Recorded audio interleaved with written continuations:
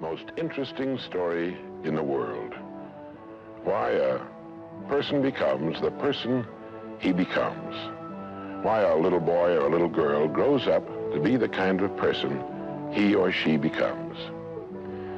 Now, the estimates by the experts in this field are that most of us are using somewhere around 5% of our real potential. Some experts say as little as 1%.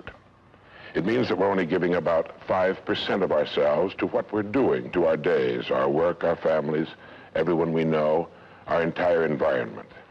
But it also means that we're only experiencing 5% of the fun, 5% of the joy, 5% of the rewards we could be knowing, or less.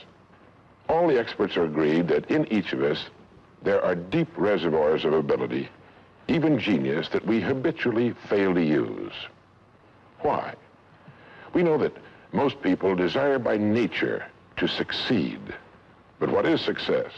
What is this word that has become so famous in the world? What does it mean?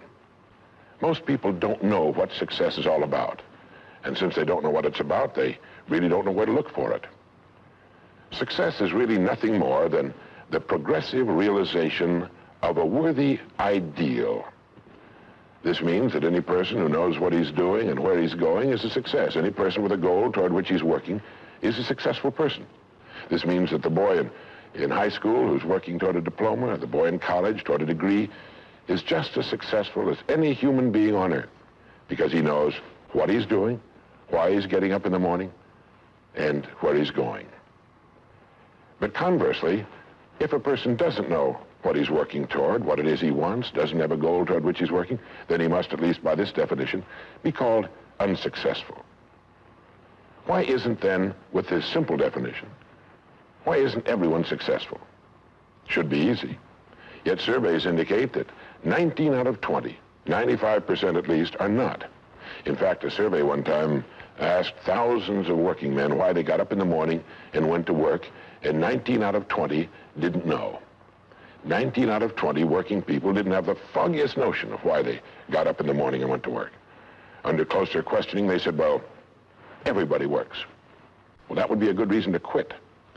In fact, here's a little rule of thumb you might want to remember. Whatever the great majority is doing under any given circumstance, if you do exactly the opposite, you'll probably never make another mistake as long as you live. Just something to keep in the back of your mind. The problem with most people is that they're playing the world's most unrewarding game. And the name of the game is follow the follower. There's a story about a small town in which there was a jewelry store, and like all jewelry stores, or most jewelry stores at least, he had a big clock in his window. And every morning for years, he'd noticed a working man stop, adjust his pocket watch to the same time as the clock in the window. He'd been doing this for many years, and one morning the jeweler was out in front sweeping a sidewalk, and so he asked the man, he said, tell me, why do you adjust your watch to my big clock every morning? I've noticed you doing that for years. The man said, well, I'm the foreman down at the big plant. He said, I want to make sure my watch is correct because I blow the quitting whistle every night at 5 o'clock. The jeweler looked at him rather strangely for a minute. He said, well, that's funny. He said,